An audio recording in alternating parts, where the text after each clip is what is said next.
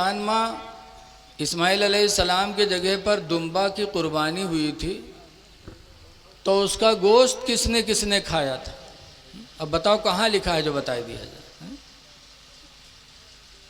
तो उसने पूछा आसमान पर तारे कितने हैं? कहा और कोई सवाल है? कहा एक और है। कहा क्या? कहे बताइए कि दुनिया में मर्द कितने हैं, औरतें कितनी हैं? अब यही कहूँ नहीं लिखा है। मौलाना कहें और कोई सवाल है? कहें भाई यही 3 सवाल के जवाब बता दो। और मौलाना साहब बेचारे परेशान। तो मौलाना ने कहा बादशाह सलामत 2 दिन का मौका दे दीजिए, परसों इन सवालों का जवाब मैं बताऊंगा। बादशाह ने इजाज़त दे दी, लेकिन कहा सुनो मौलाना, अगर परसों इन सवालों का जवाब तुमने न बताया तो तुमको फांसी पे लटकाएंगे। और पहले के बादशाह जो करते थे कहते थे। मौलाना आए घरे, अब कोई किताब में तो लिखा नहीं रहा है कि किताब खोल के देखें। अब लेटे बिस्तर पर और चढ़ा बुखार मौलाना के, सोचिन जान मिली ना, परसों तो फांसी हुई भी करी। अब कोई किताब में तो किताब देखें, बिस्तर पर पड़े करवट बदलें, ये करवट वो करवट। इतने में मौलाना साहब का कपड़ा धोता था एक धोबी, धोबी हुआ कपड़ा लेके आवा, दरवाज़ा खड़बड़ाए तो मौलाना निकले, चेहरा उतरा। धोबी ने पूछा क्या हुआ हजरत? कहा कोई बात नहीं। कहा नहीं कुछ परेशान आप हैं? कहा नहीं कुछ कोई बात नहीं। कहा नहीं बताइए तो। कहा बादशाह के दरबार में एक धोबी, उसने कुछ सवाल किया, उसी सवाल के जवाब में मैं उलझा हुआ हूँ। कहा क्या सवाल किया है? कहा जाए और अपन काम करो, हमका परेशान न करो। कहा नहीं बताइए तो। कहा हिजरा ने 3 सवाल किया है। कहा है कि दुनिया का बीचों बीच हिस्सा कहाँ है, आसमान पर तारे कितने हैं, ज़मीन पर इंसान और मर्द और औरत कितने हैं? कहा तो आपने क्या बताया? कहा मैंने कहा परसों बताऊंगा। बादशाह ने कहा परसों नहीं बताओगे तो तुम्हें फांसी देंगे। धोबी कहे जाओ आराम से सो, और परसों जब आप जाइएगा आपसे पूछेंगे तो आप कहिएगा छोटे छोटे मसले हैं, ये मेरे शान के लायक नहीं है, इन सवालों का जवाब तो मेरा धोबी बताएगा, और मैं आऊँगा और इन सवालों का जवाब बता दूँगा। मौलाना कहीं ना अरे ज़िंदगी भर हम पढ़े पढ़ाएं, हमका नहीं पता, तू कैसे जाना था? कहीं हम जानी थे, कहीं बताओ, कहीं हियाँ ना बतेबे हुए ही बतेबे। मौलाना कहीं सही सही बोल यार, ऐसे तो हम परसों तक सोचबे, अगर जान पेब तो हुआ जैब, न जान पेबे तो भागब को अपन जान बचेबे। अब ऐसे तो रे कैसे हुआ चले जाए, फोकट में काम तमाम हो जाए। कहा ना ना आप घबराइए नहीं, मैं बेवफा नहीं हूँ। खैर तीसरा दिन आया, मौलाना गए, हिजड़ा ताक में खड़ा था। जैसे मौलाना गए वैसे हिजड़ा दन्न से आ गया। कहते हैं बताओ मौलाना। तो मौलाना ने कहा चुप बैठ इधर, अभी मेरा धोबी आएगा, इन सवालों का जवाब बताएगा। कहा धोबी बताएगा? कहाँ? हाँ। बैठ गया हिजड़ा। बादशाह हैं, सब लोग हैं, इंतज़ार कर रहे हैं धोबी का। इतने में धोबी गड्ढे पर बैठा और गेट पर पहुंच गया। अंदर आने की इजाज़त मांगी, इजाज़त मिली तो धोबी गदहा से उतरा नहीं, गदहा समेत अंदर घुसने लगा। तो लोगों ने डांटा, कहा बादशाह का दरबार है, यहाँ बड़े बड़े लोग आने की इजाज़त नहीं पाते, तू गदहा ला रहा है, हटाओ उधर। बादशाह ने, धोबी ने कहा नहीं मैं गधा लेके आऊँगा। कहा नहीं गधा नहीं ला सकता। तो धोबी ने कहा बादशाह सलामत मैं गधा लेकर आऊँगा। गधे के सवाल का जवाब गधा ही बताएगा, कोई दूसरा नहीं बता सकता, गधा लेके आएंगे। खैर इजाज़त मिली, गधा लेके धोबी पहुंचा, गधा से उतरा, हाथ में सोटा था। कहा कहाँ है हिजड़ा? आया हिजड़ा। कहा तेरा सवाल क्या है? कहा मेरा पहला सवाल है दुनिया का बीचों बीच हिस्सा कहाँ है? तो जिस कमरे में कुर्सी पड़ी थी उसी कमरे को धोबी ने सोटा से नापना शुरू किया। इधर नापा, उधर नापा, उधर नापा, उसके बाद सोटा लाके कुर्सी के पास खड़ा कर दिया। कहा सुन हिजड़ा, दुनिया का बीचों बीच हिस्सा यही है जहाँ बादशाह की कुर्सी पड़ी है, और न मानो तो नाप के देख लो, इधर की दुनिया नाप लो, इधर के नाप लो, भाई पता चल जाए। तो कहने नहीं सही कहा तो यही। कहीं नहीं नहीं अगर शक सुबह हो तो नाप के देख लो। अब हिजड़ा कहाँ नाप सकता था बताओ? संत कबीर नगर का नापे कोई से कह दे तो हालत खराब जाई, और पूरी दुनिया हिजड़ा जनता नहीं रहा है। कहने नहीं ठीक है, यही ठीक है। धोबी ने कहा नहीं अगर शक शुभ हो तो नाप के देख लो। कहा नहीं यही है। कहा दूसरा सवाल क्या है? कहा दूसरा सवाल यह है कि आसमान पर तारे कितने हैं। तो धोबी ने गधे की पूंछ को पकड़ा, पकड़ने के बाद कहा हिजड़ा सुन, गधे की पूंछ को छोड़ करके इसके बदन में जितने बाल हैं उतनी ही आसमान में तारे हैं, और न मान तो गिन के देख ले। तो कहते नहीं सही कहा तो अच्छा है। कहते नहीं गिन के देख ले। अब वो गधा के बाल को गिन पाई बताओ? हाँ, धोबी कहता नहीं सही। हिजड़े ने कहा नहीं सही कहते हो। कहा तीसरा सवाल क्या है? कहा तीसरा सवाल यह है कि दुनिया में मर्द कितने हैं, औरतें कितनी हैं। बस धोबी ने गिनती गिनना शुरू किया, 1 2 3 4 5 6 7 8 9 10 11 12 13 14 15 16 17। फिर छोड़ दिया गिनती, फिर शुरू से गिनने लगा, आंखें बंद किए, हाथ में सोंटा है, फिर गिनती गिनने लगा, 1 2 3 4 5 6 7 8 9 10 11 12 13 14 15 16 17। फिर छोड़ा, फिर शुरू से गिना, 2-3 मरतबा गिनती गिना छोड़ा, गिनती गिना छोड़ा। उसके बाद बस हिजड़े को पकड़ा, उसी सोंटा से पीटना शुरू किया। तो हिजड़ा चिल्लाने लगा बादशाह बचाइए बचाइए। बादशाह ने कहा अरे हिजड़े को क्यों मार रहे हो? धोबी ने कहा चुप रहिए, पहले इसको मार डालूंगा फिर बताऊंगा कितने मर्द हैं कितने औरतें। कहने ने ऐसा क्यों? कहने पहले इसको मार देने दीजिए। मैं मर्दों की लेन अलग लगाता हूँ, औरतों की लेन अलग लगाता हूँ। जब मर्दों को गिनता हूँ तो उसमें घुस जाता है, और औरतों को गिनता हूँ तो उसमें घुस जाता है।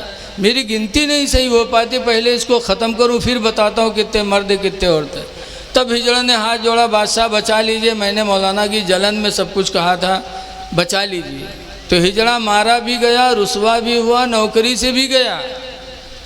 इसलिए लोगों आलिमों से हसद न करो, आलिमों से मोहब्बत करो। कुरान कहता अल्लज़ीना ऊतुल इल्म दराजात, जो इल्म वाले हैं वही दर्जे वाले, वही दर्जे वाले।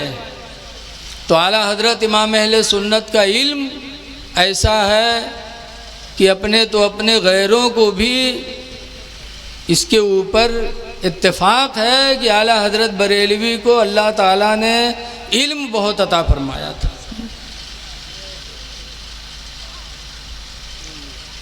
मैंने पढ़ा है रामपुर के एक नवाब थे, वरासत का कोई मसला था। उन्होंने मसला कागज़ पे लिखा और इस्तिफ्ता किया।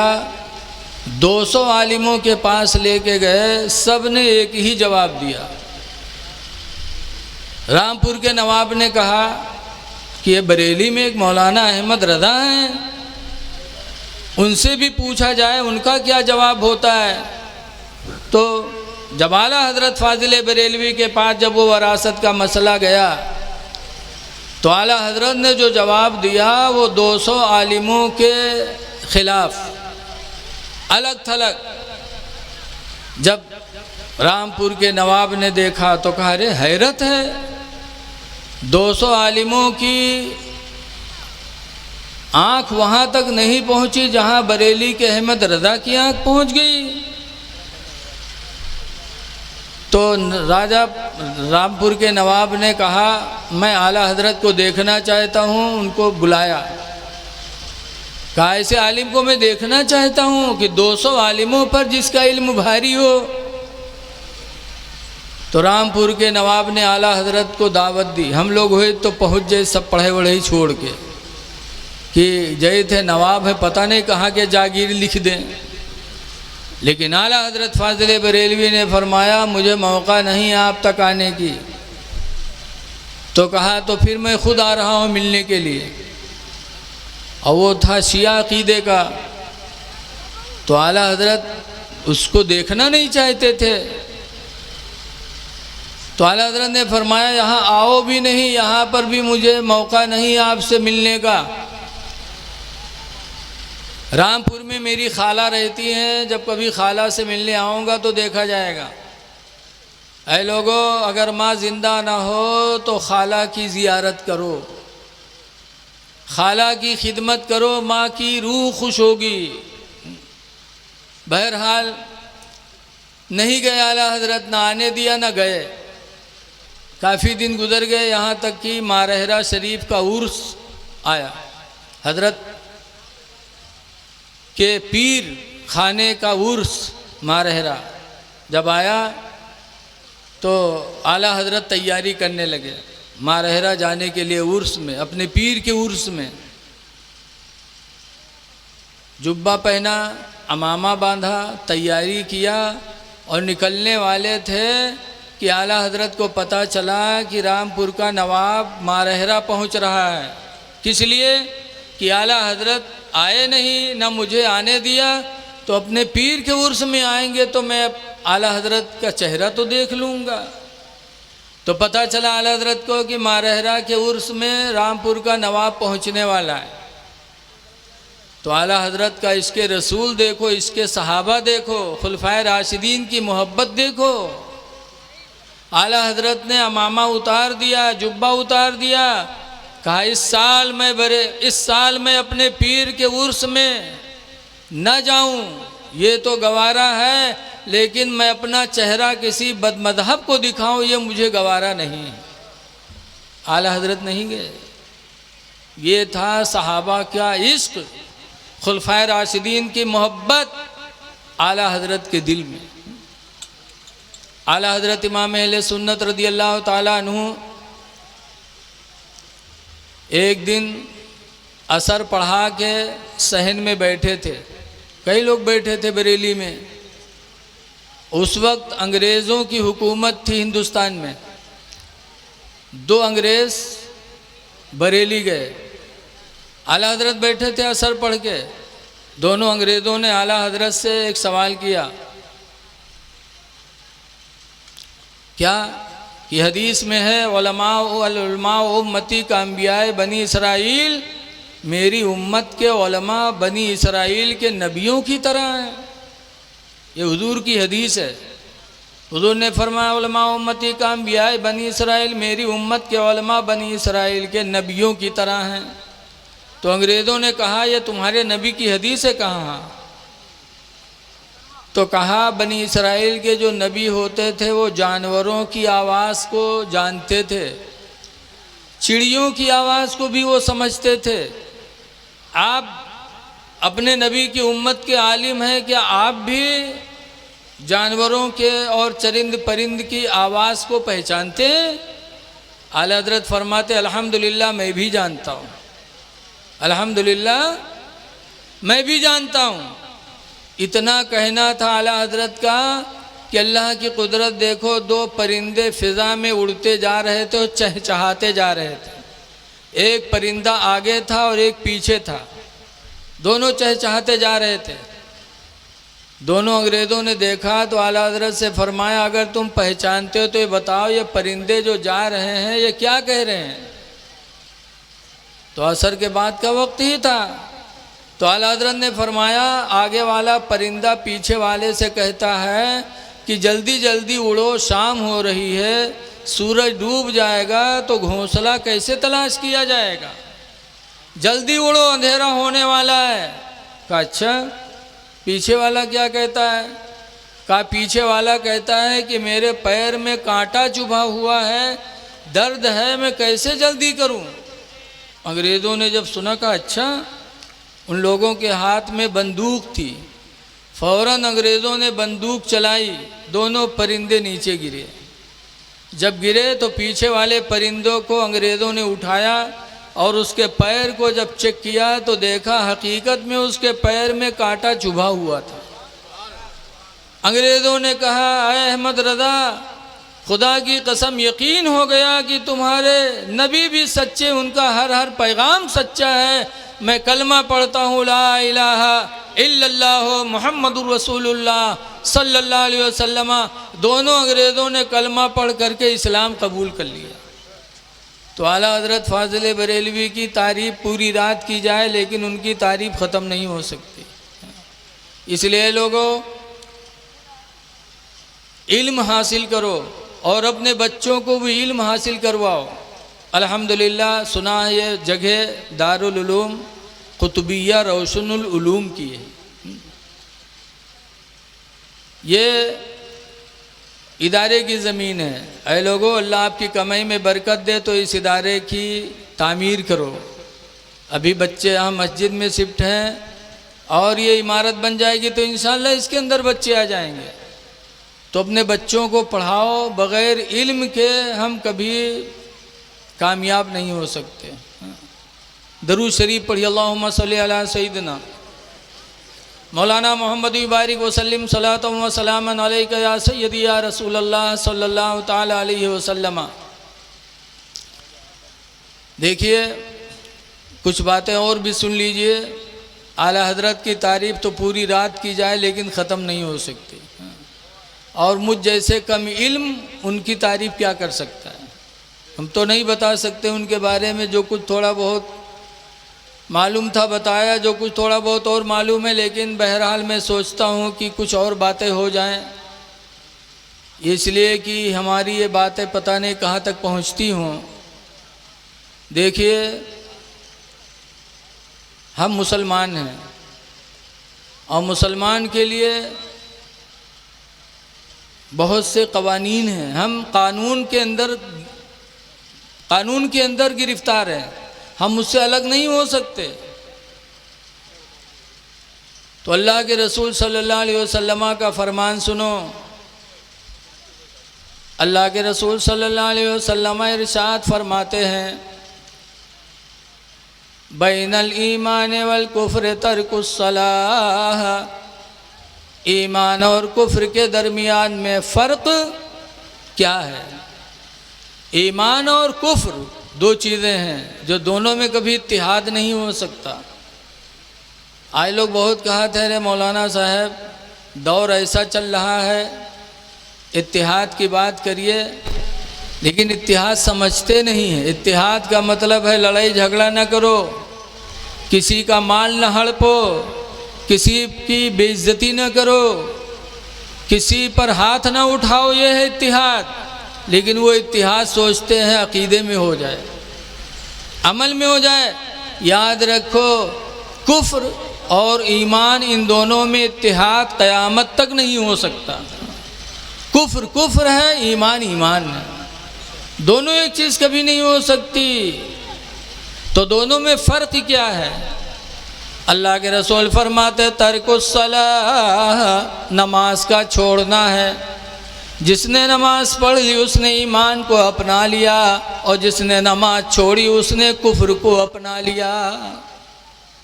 इसलिए लोगों, ज़रूरत है इस दौर में हमको आपको नमाज़ों की पाबंदी का।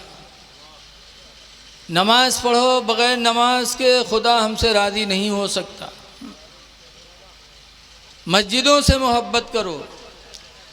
हदीस पाक में नबी क़तादा क़ाला क़ाला रसूलुल्लाह, हज़रत अबू क़तादा से रवायत है, फरमाते अल्लाह के नबी ने इरशाद फरमाया, इज़ा रअयतुमुर रजुला, ऐ लोगो जब तुम ऐसे आदमी को देखो। कैसे आदमी को? यतआहदुल मस्जिदा, जो मस्जिद की देखभाल में लगा रहे, जो मस्जिद की देखभाल करता रहे। जब ऐसे आदमी को देखो तो दूर फरमाते हैं फशहदु लहू बिल ईमान, ऐ लोगों उसके ईमान के तुम लोग गवाही हो जाओ, गवाही बन जाओ कि ये ईमान वाला है। तभी अल्लाह के घर से लगाव रखे हुए। इसलिए मस्जिदों से लगाव रखो, आना जाना रखो। हदीस पाक में आया वफ़दुल्लाहि सलास, अल्लाह के 3 बंदे मेहमान हैं। अल्लाह के 3 लोग मेहमान होते हैं। 3 बंदे ऐसे जो खुदा के मेहमान हैं। नंबर 1 पर हुज़ूर फरमाते अल हाज, जो हज करने वाला हाजी। हज एक ऐसा अमल है जिसमें बदनी भी ताकत, बदन की भी ताकत लगती है, माल भी लगता है। नमाज सिर्फ बदनी ताकत, जिस्म पर भारी पड़ती है, जिस्मानी ताकत। रोज़ा जिस्मानी ताकत, ज़कात माली ताकत, और हज एक ऐसा अमल है कि जिसमें दोनों चीज़ें शामिल हैं, जिस्मानी भी और माली भी। माल भी खर्च होता है हज में और इंसान पर मेहनत भी पड़ती है। कभी खाने काबा का तवाफ, कभी सफ़ा मरवा के दरमियान दौड़ना, कभी मिना जाना, कभी अरफात जाना, कभी मुज़दलिफ़ा जाना, कभी रमिए जमार करना। तो जिस्मानी मेहनत भी है और माल भी खर्च है वहाँ। तो हाजी खुदा का मेहमान है। अल्लाह तौफीक दे तो हज करो। हज़रत अली शेर खुदा ने फरमाया, जो माल होते हुए हज न करे, ख़तरा है कि वो यहूदी हो के दुनिया से न जाए। हो सकता है अल्लाह उसका ईमान छीन ले। इसलिए हाजी खुदा का मेहमान है। लिखा है एक हाजी खुद तो जन्नत में जाएगा, लेकिन क़यामत के दिन 400 लोगों को लेके जन्नत में जाएगा। लेकिन कौन हाजी? वो हाजी जो हज करने के बाद गुनाहों से बचते हैं, नमाज़ों की पाबंदी, किसी को तकलीफ़ नहीं देते। लेकिन कुछ हाजी तो ऐसे हैं कि हज करे से पहले ठीक रहा था और हज कह के आवत है तो पाजी हो जाता। जोते जी हैं खेत तो दूसरे की मेढ़ कटी है, नाली बनाई है तो दूसरे लंग खुदी हैं, पैसा ले लेंगे देंगे नहीं। ऐसे हाजी बदनसीब होते हैं। बहुत हाजी हैं। हमने पढ़ा है दिल्ली की जामे मस्जिद थी, एक आंधा बेचारा भीख मांगने के लिए कटोरा लेके गवा, दरवाजा पर रख दी। नमाजी नमाज़ पढ़ रहा, जब नमाज़ पढ़ के निकले लागे तो अंधवा मांगे लागे अल्लाह के नाम पर, अल्लाह के नाम पर। तो बेचारे निकले ठन्नी चवन्नी डारे चले जाएं। खंड खंड बोले कटोरवा तो दुआ दे अल्लाह भला करे, अल्लाह भला करे। अत्ते में एक नमाजी निकले तो बजाय डाले के जो उन कटोरम रहे उसका बटोरे ही ला गया, पंजम भरे ही ला गया। अंदरवा जान का कोनो उठाए लिए जाते कहा, अंदरवा झट से गट्टा पकड़ लिए, कहे से हाजी भैया छोड़ दो, ए हाजी भैया न ले जाओ, बहुत गरीब है, हाजी भैया न ले जाओ। तो चौंके कहीं ना ही अंधेरा कस के जान गया कि हम हाजी हैं और हाजी रहे हुए। तो कहीं तू कैसे जाने रहे कि हम हाजी हैं? तो अंधरवा कहते हैं हाजी भैया अत्ता लटा काम हाजी के अलावा कोई न करे भैया छोड़ दे, अत्ता लटा काम हाजी के अलावा कोई न करे भैया छोड़ दे। बताओ आज हाजी हो करके इतना गलत काम। हाजी खुदा का मेहमान है, उसका दर्जा बहुत बुलंद है। बेशक। दूसरे नंबर पर फरमाया गया वल मोतमीरो, और उम्रा करने वाला भी खुदा का मेहमान है। तीसरे नंबर पर फरमाया गया वल मुजाहिदु फी सबीलिल्लाह, अल्लाह की राह में जिहाद करने वाला भी खुदा का मेहमान है। बेशक। लेकिन अब जिहाद कहाँ है? बाप सोचिए अब कहाँ जिहाद करे जी, किका मारी किका मार डाली। लेकिन ऐ लोगों, जिहाद की तारीफ मेरे नबी ने फरमाई है। जिहाद इसी को नहीं कहते कि आप निकल जाओ मारो मर जाओ। जिहाद की तारीफ हदीस में मेरे नबी ने फरमाई अल इसबागु अलल इसबागुल वज़ू अलल मुकारिह, मुकम्मल वज़ू बनाना सख्त तकलीफ़ के वक्त, कि सख्त ठंडक हो, पानी छूने का दिल न चाहे, ऐसे मौसम में मुकम्मल वज़ू बनाना। इसबागुल वज़ू अलल मुकारिह, सख्त ठंडक में मुकम्मल वज़ू बनाना। और दूसरे नंबर पर फरमाया व कसरतुल खुता इलल मसाजिद, और मस्जिदों की तरफ ज़्यादा कदमों से जाना। माशाअल्लाह। जितनी दूर हो मस्जिद, जमात न छोड़ो कि हम दूर हैं कहाँ जाएं। मदीना शरीफ में मस्जिद नबवी से दूर एक कबीला था बनु सलमा का। तो बनु सलमा वाले जब दूर थे मस्जिद नबवी से, तो लोगों ने आपस में मशवरा किया कि ये घर बेच दिया जाए और मस्जिद नबवी के करीब में घर बनाया जाए। हुजूर को खबर लगी तो हुजूर ने बनु सलमा के लोगों को बुलाया, और बुलाने के बाद फरमाया पता चला है कि तुम लोग अपने घरों को बेच करके मस्जिद नबवी के करीब में आना चाहते हो। कहाँ अल्लाह के रसूल? हुजूर ने फरमाया घर न बेचो, जहाँ हो वहीं रहो, जब वहाँ से तुम मस्जिद नबवी जमात के लिए आओगे तो जितने ज़्यादा कदम पड़ेंगे हर कदम के बदले में अल्लाह तुम्हें नेकियां अता फरमाएगा। माशाअल्लाह, बेशक। दूर ही रहो लेकिन वहाँ से चल के जमात की पाबंदी करो। हुजूर फरमाते कसरतुल खुता इलल मसाजिद, मस्जिदों की तरफ ज़्यादा कदमों से जाना। व इंतज़ारुस सलाति बादस सलाह, और एक नमाज के बाद दूसरी नमाज का इंतज़ार करना। 3 काम सरकार ने बताया, मुकम्मल वज़ू बनाना, मस्जिद में ज़्यादा कदमों से जाना, एक नमाज के बाद दूसरी नमाज का इंतज़ार करना। फजर पढ़ के आओ, काम अपना करो, ज़ोहर के इंतज़ार में रहो, ज़ोहर पढ़ के आओ, असर के इंतज़ार में रहो। तो ये 3 काम जो करेगा तो हुजूर फरमाते हैं फ़ज़ालिकुमुर रिबात, ऐ लोगो यही तुम्हारे लिए जिहाद है। तो मुजाहिद बनो, आज भी बनो। इसलिए लोगों नमाज़ों की पाबंदी करो। नमाज एक ऐसी इबादत है कि दुनिया में भी बलाओं से बचाएगी, आखिरत में भी बचाएगी। लेकिन याद रखो, नमाज 2 नेकियां ऐसी हैं कि हुजूर ने हर मोड़ पर सहाबा को बताया है। एक सहाबी है माद इब्ने जबल, उनको यमन का गवर्नर बनाया, और जब गवर्नर बने तो सरकार ने 10 बातों की वसीयत की। 10 बातों में नंबर 1 पर फरमाया था ला तशरिक बिल्लाहि शैया, ऐ मास खुदा के साथ किसी को शरीक न ठहराना। और दूसरे नंबर पर क्या फरमाया था, ला तवक्कन वालिदैक, ऐ मास गवर्नर हो गए हो लेकिन अपने माँ बाप की नाफरमानी हरगिज़ हरगिज़ न करना। गवर्नर हो जाओ, प्रधान बन जाओ, वकील बन जाओ, प्रोफेसर बन जाओ, मौलाना बन जाओ, लेकिन माँ बाप की फर्मा बरदारी ज़रूरी है। जी जी जी, बेशक। लेकिन आज अफसोस है कि लड़का प्रधान हो गया, पब्लिक आई है दरवाजे पर, प्रधान जी के पास बैठी है, और बाप बूढ़ा अंदर से पानी ला ला के लोगों को पिला रहा है, और प्रधान जी बैठे हैं।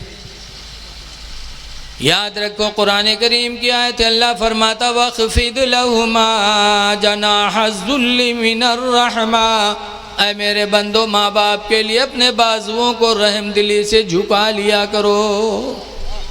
ये कुरान किसके लिए? हम ही आपके लिए, कि बाप आए तो ताज़ीम खड़ के लिए खड़े हो जाओ, बाजुओं को झुका लो, और आप कुर्सी पर बैठे हैं, बाप पानी ला ला के मेहमानों को पिला रहा है। आलिम हो जाओ, कुछ भी हो जाओ, लेकिन बाप से ज़्यादा मर्तबा आपका बुलंद नहीं हो सकता। हाँ। इसीलिए एक हदीस में मैंने पढ़ा है कि लड़का के लोग दीन की बातों को सुनने के लिए इस कदर जमा हो, मुझे खुशी होती है। हाँ। बिलाशुबह दारुल उलूम तनवीरुल इस्लाम की भी तरबियत का नतीजा है कि आज आप लोगों के अंदर दीनी जज्बा और आला हजरत की मोहब्बत मौजूद है।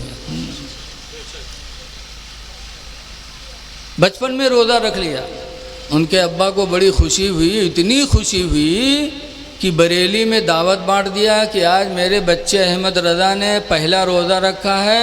उस खुशी में पूरी बरेली वालों की इफ्तार की दावत मेरे घर पे ऐलान हो गया। बरेली में तैयारी हो रही इधर, और ज़ोहर का वक्त आया तो आला हजरत की होठें सूख गई,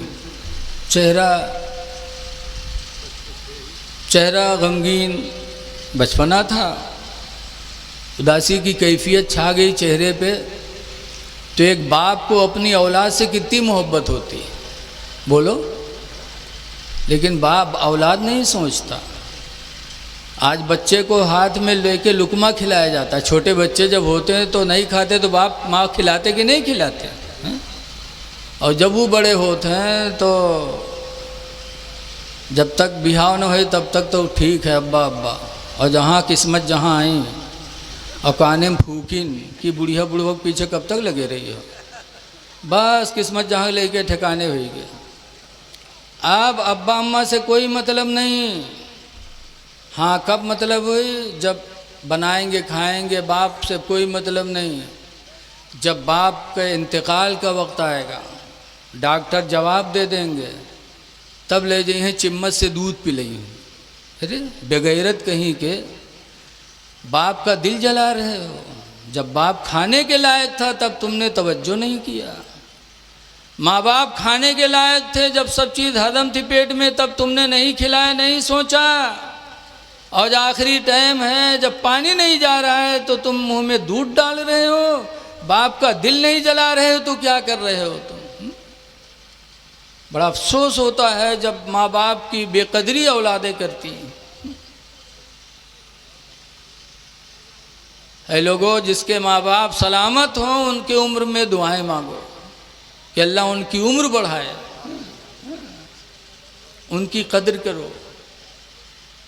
बहरहाल बरेली में दावत बढ़ गई और जब दोपहर का वक्त आया, आला हज़रत परेशान, तो आला हज़रत के अब्बा मौलाना नकी अली ख़ां अलैहि रहमत व रिज़वान खीर का एक प्याली लाए, एक प्याली खीर लाए और कमरे में रखा। उसके बाद आला हज़रत को उठा ले गए, कमरे में लेके गए, पानी रखा और दरवाज़ा खिड़की बंद कर दिया। कहा बेटा हालत तुम्हारी नाजुक है, खीर खा लो, पानी पी लो। तो आला हज़रत फरमाते हैं अब्बा मैं तो रोज़ा से हूँ। तो उनके अब्बा ने कहा अरे बेटा बच्चों का रोज़ा ऐसे ही होता है, खा लो, खाओ, मैंने खिड़की बंद कर दिया, दरवाज़ा बंद कर दिया, कोई देख नहीं रहा, बेटा खा लो। तो आला हज़रत फरमाते हैं अब्बा कोई देख नहीं रहा है क्या? मैंने बरेली वालों की रज़ा के लिए रोज़ा रखा है, बरेली वालों के लिए रोज़ा रखा है कि देख नहीं रहे हैं, खा लें। अब्बा मैंने तो उस खुदा के लिए रोज़ा रखा है जो बंद कमरे में भी देखता है। वाह वाह वाह, सुभान अल्लाह सुभान अल्लाह। आला हज़रत ने रोज़ा नहीं तोड़ा। ये तकवा था आला हज़रत का बचपन में, तो जवानी और बुढ़ापे का आलम क्या रहा होगा। हाँ? शुरू ही से मुत्तकी थे, परहेजगार थे। आज आला हज़रत को हम लोगों ने वैसे नहीं माना है, वैसे नहीं माना है आला हज़रत को। आला हज़रत की ज़िंदगी के एक एक लम्हे हमारे तुम्हारे लिए नमूने अमल। तो जिन लोगों ने उर्स कराया है यकीनन ये वफ़ादार लोग हैं, बड़े बावफ़ा हैं, इसलिए कि आला हज़रत का एहसान हम लोगों पर बहुत है। बेमिसाल उनकी बातें हैं, आप लोगों ने बहुत सुना होगा। हदीस पाक में है, हुज़ूर फरमाते हैं मल्लम यश्कुरिन्नास, जो किसी इंसान का शुक्र अदा नहीं कर सकता, लम यश्कुरिल्लाह, तो अल्लाह का भी शुक्र अदा नहीं कर सकता। क्यों? इंसान का किसी पर एहसान उसी की हैसियत से, एक गिलास पानी दे देगा, खाना खिला दे देगा, 1500 रुपया दे देगा, तो हदीस में उसका भी शुक्र अदा करो। जो तुमको एक गिलास पानी पिला दे उसका भी शुक्र अदा करो, जो खाना खिला उसका भी शुक्र अदा करो। तो जब एक इंसान का शुक्र अदा नहीं कर सकता इंसान, तो अल्लाह का एहसान तो बेशुमार है, उसका हम शुक्र कब अदा कर सकते। तो आला हज़रत फ़ाज़िल बरेलवी रज़ी अल्लाह ताला अन्हु ने हमें बद मज़हबों से बचाया, हमारे ईमान की हिफाजत फरमाई। आला हज़रत न होते तो हो सकता है कि हमारे ईमान महफूज न रह जाते,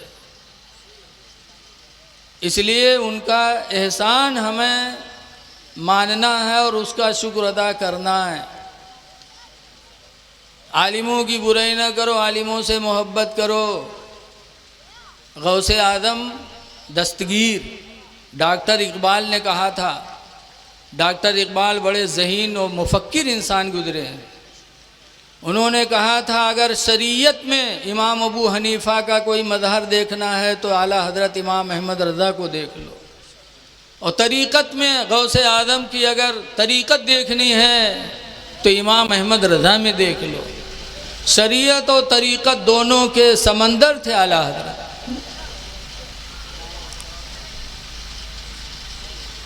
तो गौसे आदम पीर थे और बहुत बड़े मुफ्ती भी थे।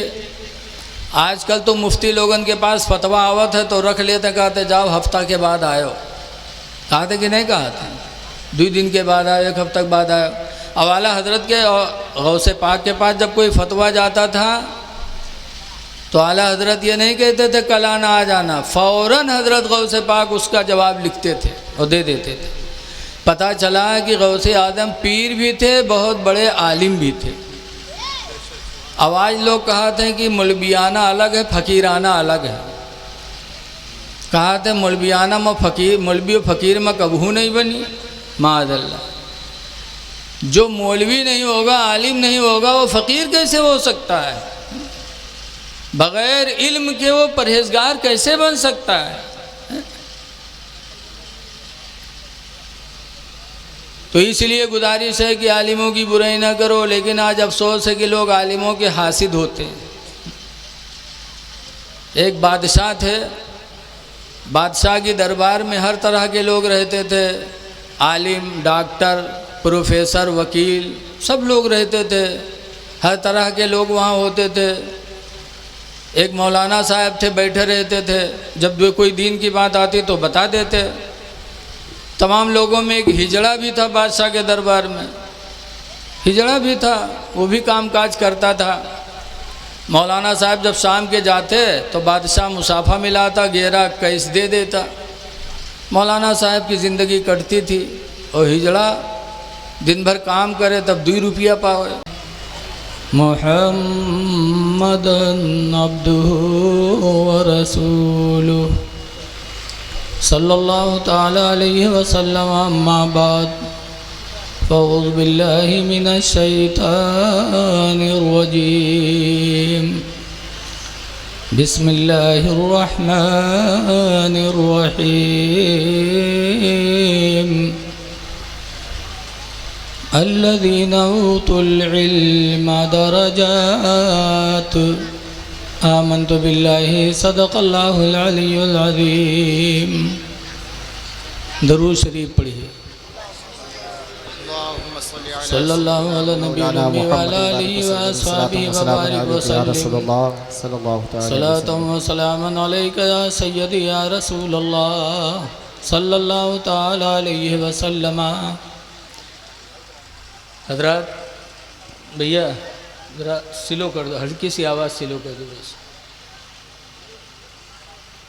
अल्हम्दुलिल्लाह, ये अल्लाह का एहसान है, उसका शुक्र है कि आज आप लोगों के बीच में दीन की बातों के करने का मौका मैसर हुआ।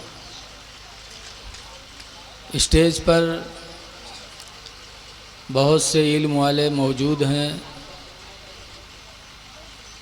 हमसे ज़्यादा इल्म वाले बैठे हैं, लेकिन अब चूँकि मुझे बुलाया गया इसलिए मैं बैठ गया। मैं तो डर रहा हूँ कि कहीं कुछ मामला गड़बड़ न हो जाए, क्योंकि अपने से कम लोगों में बात कहने में सुकून रहता है, और जहाँ अपने से ज़्यादा लोग होते हैं इल्म वाले, वहाँ बड़ा डर लगता है। बहरहाल अल्लाह ताला आसान फरमाए। हज़रत क़ारी निसार साहब क़िबला बहुत बड़े ख़तीब हैं, हमारे बहरीच ज़िला में भी इनके बयानात होते हैं, लेकिन इनकी मोहब्बत है कि मुझ जैसे लोगों को बुला लिया। लायक़ तारीफ़ हैं दारुल उलूम कुतुबिया रोशनुल उलूम के तलबा और असातिज़ा और यहाँ के ज़िम्मेदार,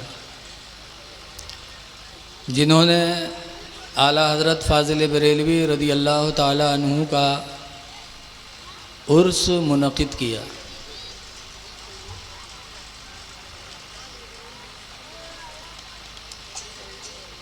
दर्जा किसका बुलंद है? आज अगर चाहे जितना बड़ा कोई मौलाना आ जाए तो उसके पीछे कोई न भागी, और कोनो बाबा आ जाए तो सब पीछे पीछे दौरा करी। बाबा का दर्जा बड़ा है कि इल्म वाले का दर्जा बड़ा है? अल्लाह ताला कुरान करीम में फरमाता है अल्लज़ीना ऊतुल इल्म दरजात, वो जो इल्म वाले हैं वही दर्जे वाले हैं, जो इल्म वाले हैं वही दर्जे वाले हैं।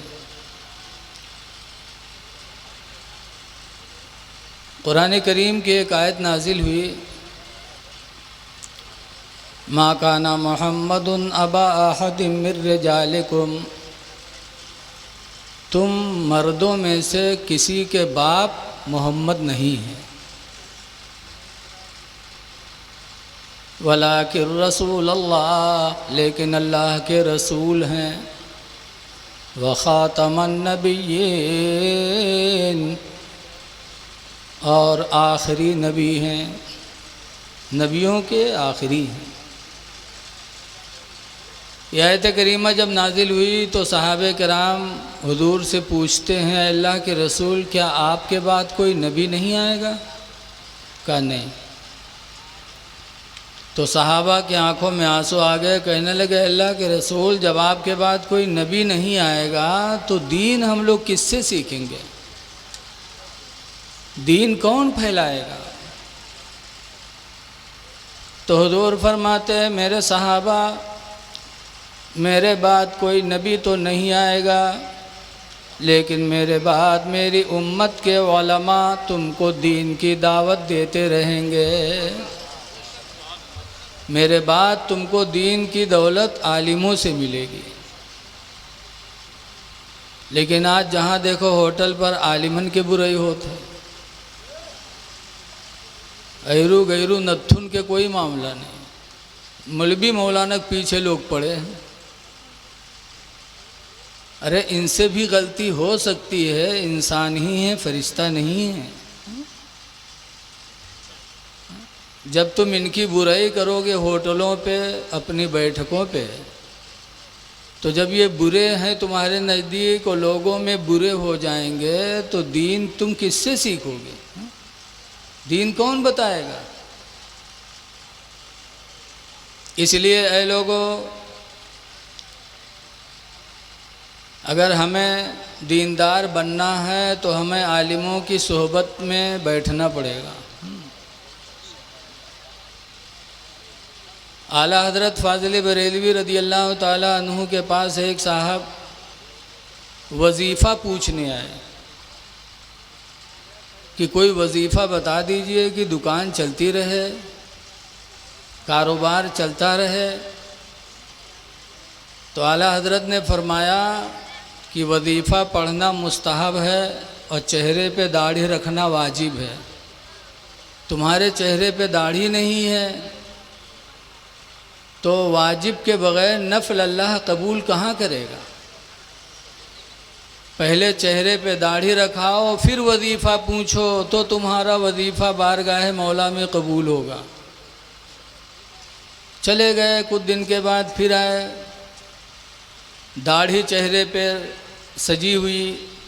तो आला हज़रत फरमाते हाँ वाजिब पर तुमने अमल कर लिया, अब तुम मुस्तहब जब करोगे तो अल्लाह उसे कबूल करेगा। आलिमों की सोहबत में जाने के बाद आदमी को दीन की दौलत मिलती है, आदमी मजहबी होता है।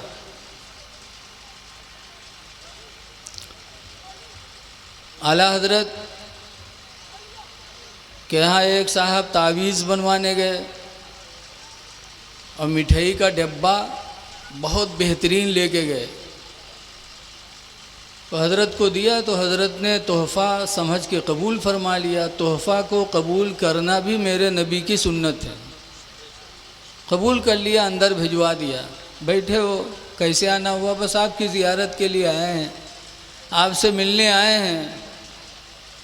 थोड़ी देर बैठे रहे, कुछ नहीं बोले। फिर आला हज़रत फरमाते हैं कुछ बोलो ना। आज तो मेहमान आता है तो हम लोग अपने कारोबार में लगे रहते, ये भी सुन्नत नबवी के ख़िलाफ़ है। मेहमान आए तो उससे खैरियत पूछो, उसके पास बैठो अपना काम छोड़ करके।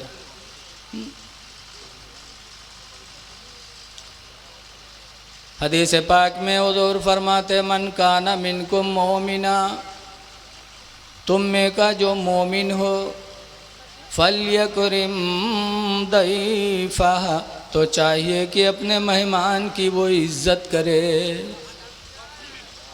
वला युज़जा, और अपने पड़ोसी को तकलीफ़ न पहुँचाए। इस हदीस में मोमिन की दो निशानी बताई गई। पहली निशानी मुसलमान की है कि अपने मेहमान की इज़्ज़त करे, और दूसरी पहचान है कि अपने पड़ोसी को तकलीफ़ न पहुँचाए। आला हज़रत इमाम अहले सुन्नत रज़ियल्लाहु अन्हु बार बार उनसे पूछते हैं, मेरे भाई कुछ बोलो, कुछ अपनी खैरियत सुनाओ, कोई परेशानी हो तो बताओ। तो उन्होंने कहा कि हुज़ूर आपसे एक तावीज़ लेने आया हूँ, परेशानी है, मुसीबतें हैं, एक तावीज़ दे दीजिए, तावीज़ लेने आया हूँ।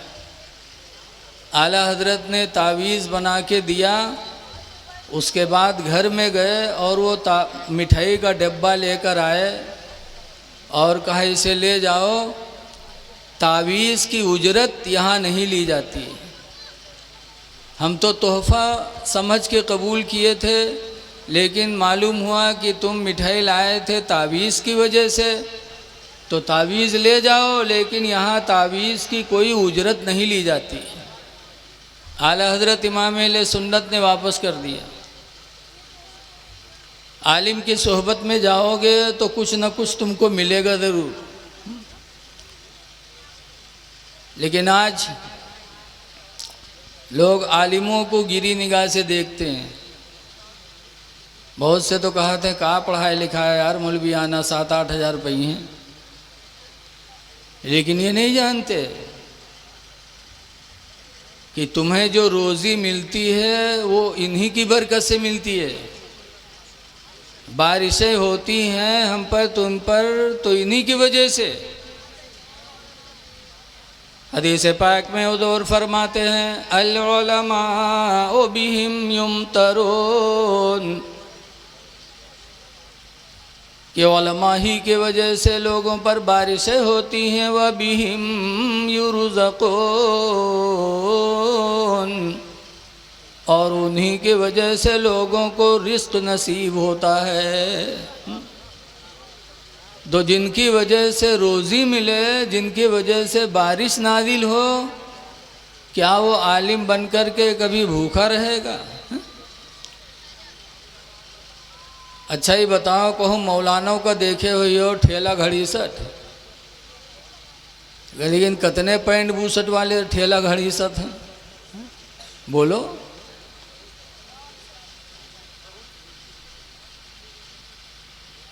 गरीबी और मालदारी ये मिन जानिबे इलाही होती है। ये इस पे नहीं है कि हम अंग्रेज़ी पढ़ेंगे, कॉलेज में रहेंगे तो हम मालदार हो जाएंगे, मौलवियाना पढ़ेंगे गरीब हो जाएंगे। आज अल्लाह का शुक्र है कि हम में तुम में भी बाज़ मौलवी ऐसे हैं जिनको अल्लाह ताला ने बहुत नवाजा। तो ये सोच कर कभी इल्म दीन से पीछे नहीं रहना चाहिए।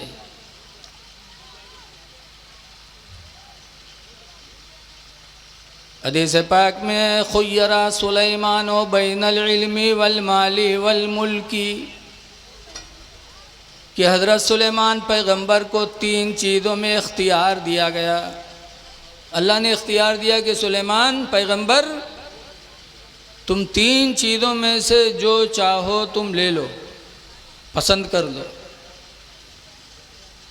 खुय्यरा सुलेमान बैनल इल्मी वल माली वल मुल्की, कि सुलेमान अलैहिस्सलाम इल्म और माल और बादशाहत तीनों के बीच में उन्हें इख्तियार दिया गया कि चाहो तो इल्म ले लो, चाहो तो माल ले लो, और चाहो तो बादशाहत ले लो। जो तुम चाहो मैं तुम्हें दे दूं। अल्लाह तो मालिकुल मुल्क है, अल्लाह जिसे जो चाहे अता फरमा दे। बोलो भाई। जब 3 चीज़ों में इख्तियार दिया गया सुलेमान पैगंबर को, तो उन्होंने क्या इख्तियार किया? हदीस पाक में फ़ख्तारा सुलेमानुल इल्मा, वाह वाह तो हज़रत सुलेमान पैगंबर ने इल्म दीन को पसंद फरमाया। वाह, बेशक, सुभान अल्लाह सुभान अल्लाह। कहे परवरदिगार मुझे इल्म दे दे। क्या कहें, जब इल्म को पसंद किया, माल को पसंद न किया, सल्तनत को पसंद न किया, इल्म को पसंद किया सुलेमान अलैहिस्सलाम ने, तो हदीस पाक में फ़ऊतिया सुलेमानुल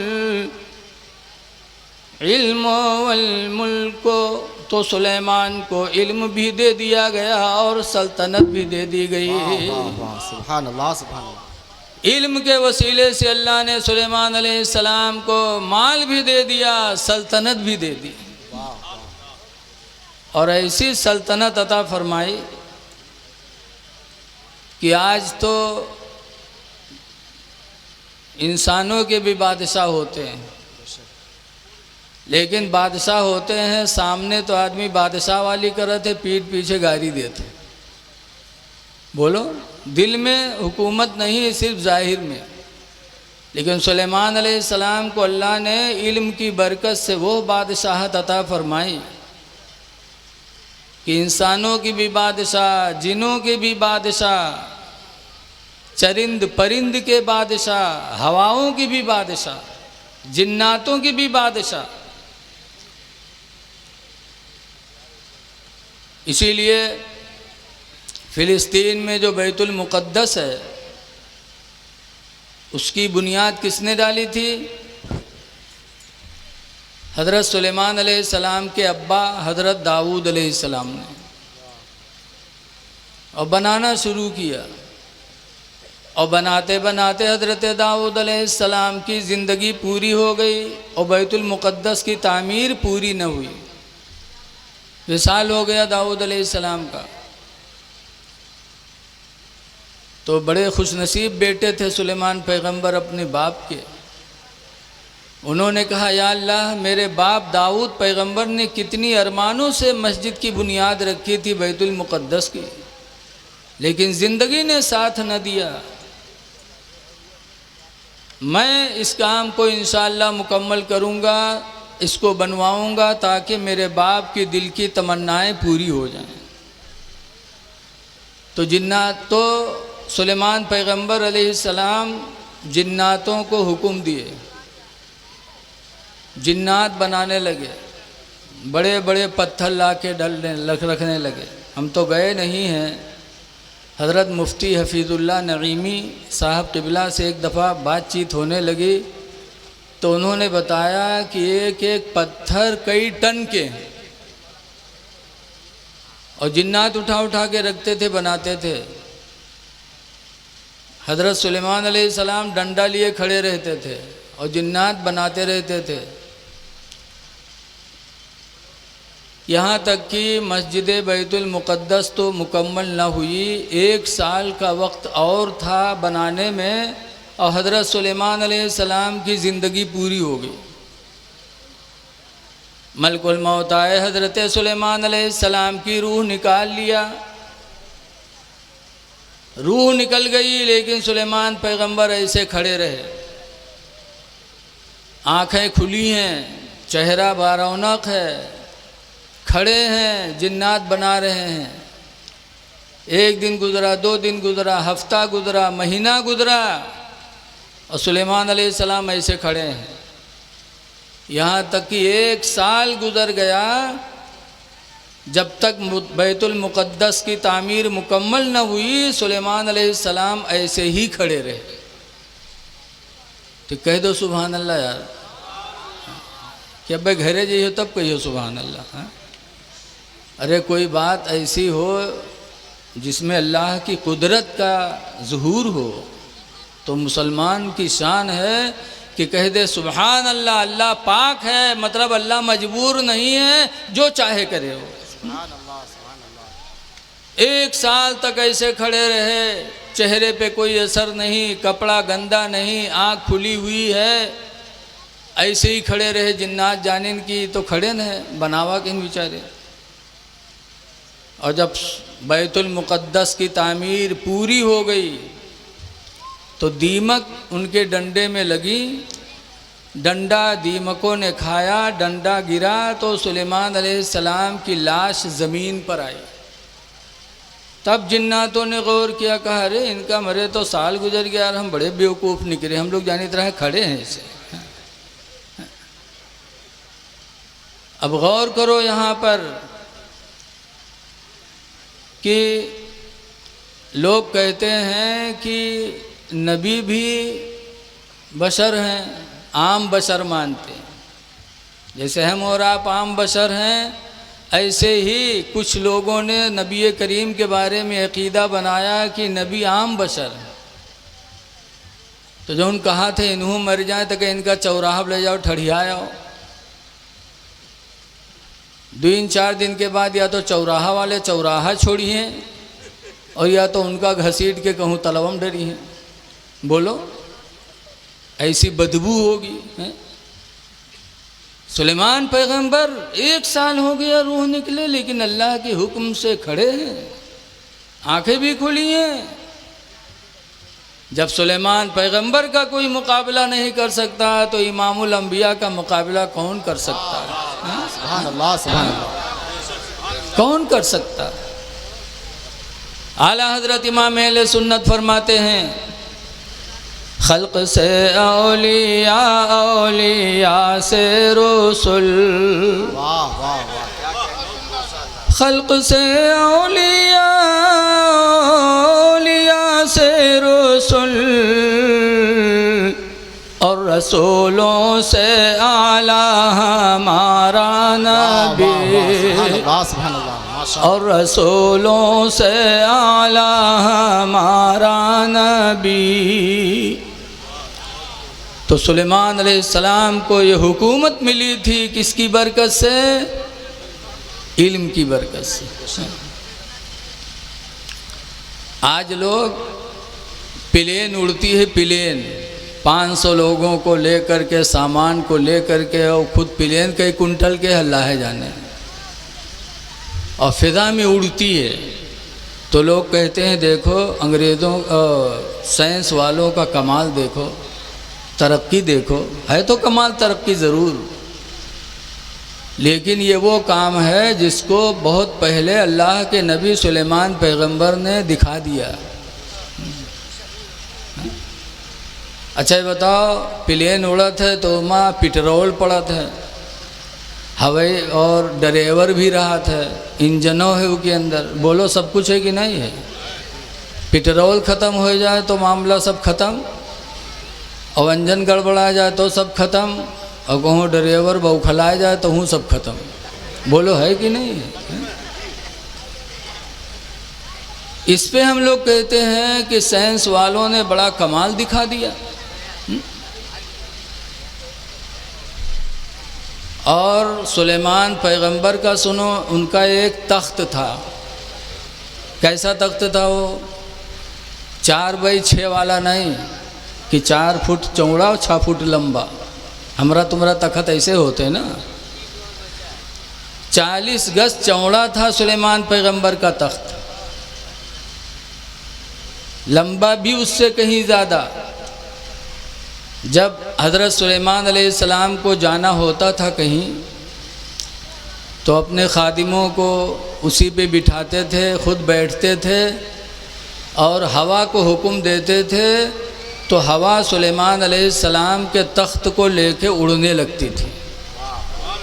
क्या कहने, सुभान अल्लाह, सुभान। ना पेट्रोल, ना इंजन, ना कोई ड्राइवर, सिर्फ सुलेमान अलैहिस्सलाम के हुक्म का इंतज़ार होता था।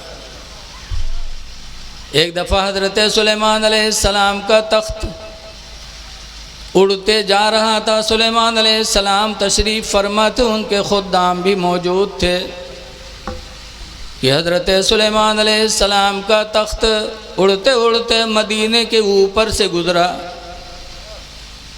जब मदीने के ऊपर से गुज़रा तो हज़रत सुलेमान अलैहिस्सलाम ने लोगों से फरमाया हादिही हिजरतो नबी आखिर ज़मान। ऐ लोगों देखो देखो, यही वो शहर है जहाँ आखिरी नबी मक्का से हिजरत करके मदीना आएंगे। वाह वाह वाह, सुभान अल्लाह सुभान अल्लाह। हादिही हिजरतो नबी आखिरी ज़मान, या आखिरी ज़माने के नबी की हिजरत गाह है। फतूबा लिमन इत्तबा लिमन आमन बिही वत्तबा। तो सुलेमान अलैहिस्सलाम ने उस वक्त फरमाया था, बस मुबारकबादी हो उन लोगों के लिए जो उस नबी पर ईमान लाएंगे, और उनके लिए मुबारकबादी हो जो उनकी पैरवी कर लेंगे। वाह वाह वाह। ऐ लोगों, उस नबी के पैरवी करने में, उस पर ईमान लाने ही में हमारी तुम्हारी कामयाबी है। तो एक ज़माना पहले सुलेमान पैगंबर अलैहिस्सलाम ने तख्त को उड़ाया था। अल्लाह ताला ने उनको बादशाही अता फरमाई थी, किसकी बुनियाद पर? इल्म की बुनियाद पर। आला हज़रत फ़ाज़िल बरेलवी रदी अल्लाह ताला अन्हु को आज पूरी दुनिया मान रही है। किस वजह से? उनके खूबसूरत होने की वजह से या उनकी दौलत की वजह से?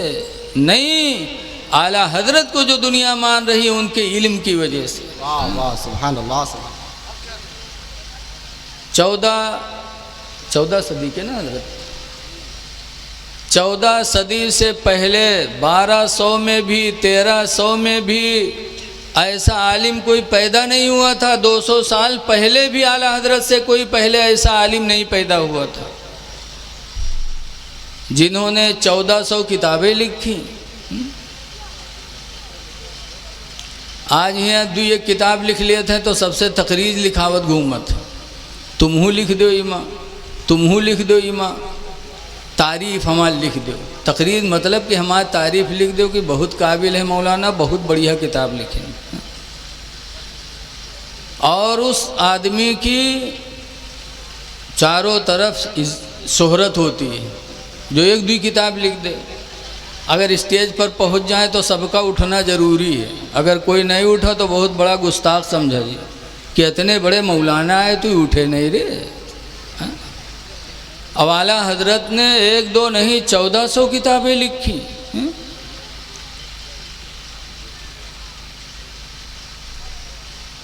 कोई आलिम ऐसा नहीं जिस पर तहकीक होती हो, लेकिन आला हजरत की वो ज़ात है कि यूनिवर्सिटियों में उनकी ज़ात पर पीएचडी भी होती है, तहकीक भी हो रही है। कोई आलिम ऐसा आपको नहीं मिलेगा। आला हजरत इमाम अहले सुन्नत रदी अल्लाह ताला अन्हु बचपन से वली थे। एक मर्तबा आला हजरत जा रहे थे, बहुत छोटे थे, इतना छोटे रहा है कि नीचे वाला नियकर नहीं रहा है, कुर्ता पहने थे, बहुत बचपने की बात है। एक ताइफा गुजरी रेंडी, आला हजरत की जैसे निगाह पड़ी, बफट से कुर्ता उठा के आँखों को ढक लिया। आँखों को तो ढका और नीचे वाला सामान सब खुल गया। तो वो ताइफा कहती है, अरे बड़े मियाँ, जिसको छुपाना चाहिए था उसको खोल दिया और जो छुपाना नहीं था उसको तुमने छुपा लिया। तो आला हजरत फरमाते हैं कि वो गलती जब करेगा जब ये खुली रहेगी, जब आँख खुली होगी तब उसका काम बढ़ेगा आगे, और जब आँख ही बंद होगी तो उसका काम खत्म। बोलो क्या ज़हानत थी आला हजरत फ़ाज़िल बरेलवी की बचपन में। अब आज हम लोग दाढ़ी रखाए हैं, बुढ़ाए गए हैं, लेकिन कोनो मेहरबा गुजरी तो टकटकी बांध के देखे कि है जी, जब तक वो हट न जाए दीवार के आड़े में तब तक बाहर है। धीरे धीरे कोई देख ली तो यहाँ तक फिर बाहर है। आज हम बूढ़े हो गए लेकिन हमारा नफ्स हम पर गालिब है। अब आला हजरत बचपन में थे लेकिन अल्हम्दुलिल्लाह नफ्स पर आला हजरत गालिब थे, नफ्स उन पर गालिब नहीं था। सुभान अल्लाह।